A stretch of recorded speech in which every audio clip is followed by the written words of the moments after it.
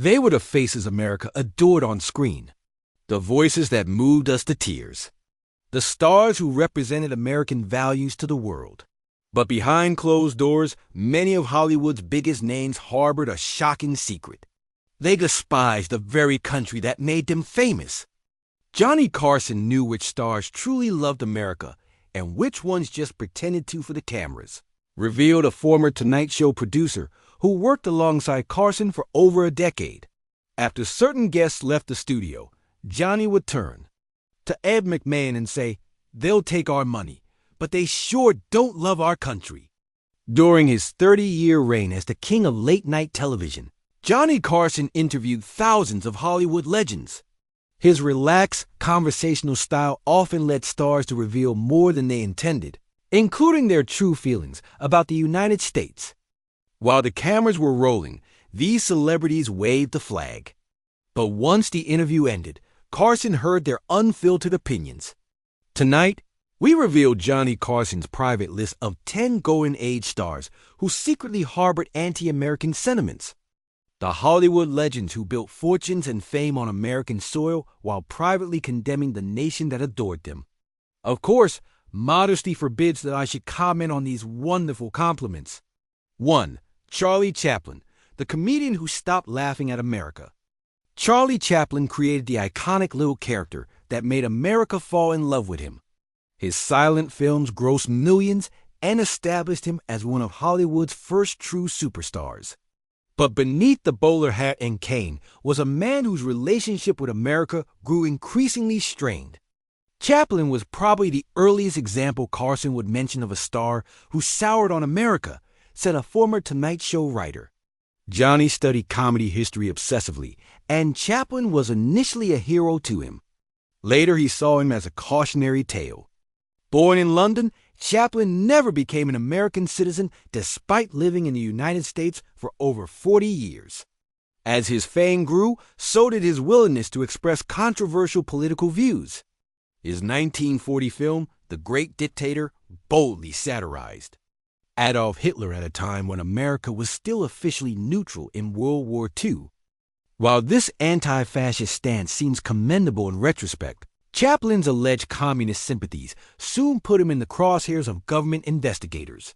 By the late 1940s, at the height of the Red Scare, Chaplin faced intense scrutiny from the House On-American Activities Committee, HUAC, and the FBI. His support for Soviet-American friendship groups, his criticism of capitalism, and his associations with known communist sympathizers made him increasingly controversial. Johnny understood the difference between criticizing policies and hating America, noted a former NBC executive. But he felt Chaplin had crossed that line, especially when he spoke overseas. The breaking point came in 1952. While Chaplin was sailing to London for the premiere of his film Limelight, U.S. Attorney General James McGranary revoked his re-entry permit. Essentially exiled, Chaplin decided not to fight for his return, settling in Switzerland and declaring, "I have been the object of lies and propaganda by powerful reactionary groups." Johnny joked about everyone, but Chaplin, he just smirked and moved on, recalled a former Tonight Show writer. He believed Chaplin had taken everything America offered and then turned his back when it became inconvenient. Chaplin would return to the United States only once more in 1972 to accept an honorary Academy Award. By then, Carson reportedly viewed him as the quintessential example of a star who had benefited immensely from America, while harboring deep resentment toward the country. You know she won the Academy Award for her Clute, received an Oscar nomination for They Shoot Horses, don't they? Would you welcome, please, Miss Jane to Jane, Fonda from Hollywood royalty to Hanoi Jane. Jane Fonda was Hollywood royalty the daughter of beloved actor Henry Fonda, an Academy Award winner, and one of the most successful actresses of her generation. But her actions during the Vietnam War earned her a place on Carson's list of stars whose patriotism he questioned. Jane Fonda was probably the most controversial guest Carson ever had on the show, revealed a former Tonight Show producer. The tension in the studio was palpable whenever she appeared, even though Johnny always remained professional on camera. Fonda's 1972 trip to North Vietnam, where she was photographed sitting on an anti-aircraft gun used to shoot down American planes, earned her the nickname Hanoi Jane and the permanent enmity of many veterans. During radio broadcasts from Hanoi, she suggested American PS were being treated humanely by their captors and called U.S. leaders war criminals. When she returned from Vietnam, The Tonight Show received thousands of letters and calls demanding Johnny never have her on again, recalled a former NBC executive. But Johnny believed in letting guests speak for themselves, though he never forgot what she had done. According to those close to Carson, he was particularly troubled by Fonda's comments calling America the aggressor in Vietnam. While Carson himself had mixed feelings about the war, he reportedly found her willingness to provide propaganda for an enemy nation during wartime deeply disturbing. She smiled on Carson's couch, but veterans never forgave her, said a former cameraman who served in Vietnam. Johnny was always cordial to her face, but backstage he made his feelings clear. He thought she'd crossed the line between protest and betrayal. Fonda later expressed regret for some aspects of her Vietnam activities, particularly the anti-aircraft gun photo, but defended her opposition to the war. For Carson and many Americans, however, the damage was done. She became the most vivid example in Carson's mind of a star who used her American fame to undermine America itself. His conscience as an American and his moral commitment when he believes in something.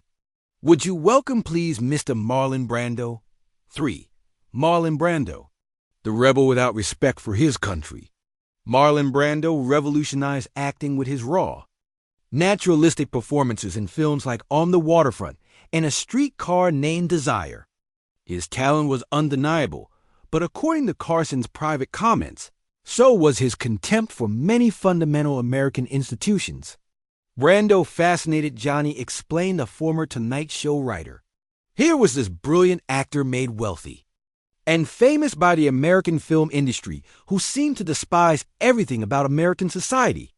Throughout his career, Brando was outspoken in his criticism of American foreign policy, treatment of Native Americans, and what he viewed as the country's endemic racism. While these causes have merit, Carson reportedly felt Brando's criticism went beyond constructive engagement to express a deeper disdain for America itself. Johnny said Brando never hated fame, just the country that gave it to him, recalled a former NBC executive. He felt Brando enjoyed all the privileges of being an American star while constantly tearing down American values. The moment that cemented Brando's place on Carson's list came at the 1973 Academy Awards, when Brando won Best Actor for The Godfather, but refused the award. Instead, he sent Native American activist Sachin Little Feather to read a statement declining the Oscar in protest of Hollywood's portrayal of Native Americans and the standoff at Wounded Knee. That Oscar boycott really bothered Johnny, said a former producer, not because he disagreed with supporting Native American rights, but because he thought Brando was grandstanding, using America's biggest award ceremony to publicly shame the country rather than working constructively for change. Brando's increasingly erratic behavior and reclusive lifestyle in later years only reinforced Carson's impression of him as someone fundamentally disconnected from and ungrateful to the nation that had made him a star. According to those close to Carson, Brando represented a particular type of American celebrity, one who leveraged anti-American sentiment to enhance their own mystique while continuing to profit from American audiences. Those who tried to express, in their lives and their work, the truth that they believed in. 4. Vanessa Redgrave, the British star who condemned her American paychecks. Though not strictly a Golden Age Hollywood star, British actress Vanessa Redgrave made Carson's list for her outspoken criticism of America while actively pursuing work in American films and on Broadway. Redgrave was different because she wasn't American to begin with, explained a former Tonight Show booker. But Johnny thought that made her comments even worse. She was coming to America for the career opportunities while simultaneously condemning the country providing those opportunities. Throughout the 1970s, Redgrave was notorious for her far-left political activism, including support for the Palestine Liberation Organization, PLO, at a time when most Americans viewed it as a terrorist organization. Her 1977 documentary, The Palestinian, explicitly criticized American policy in the Middle East, calling the U.S. imperialist and condemning its support for Israel. The controversy peaked at the 1978 Academy Awards when Redgrave won Best Supporting Actress for Julia. During her acceptance speech, she thanked the Academy for standing firm against a small bunch of Zionist hoodlums who had protested her nomination due to her pillow support. The audience audibly gasped and booed. She spoke her mind but never spoke up for the country paying her checks.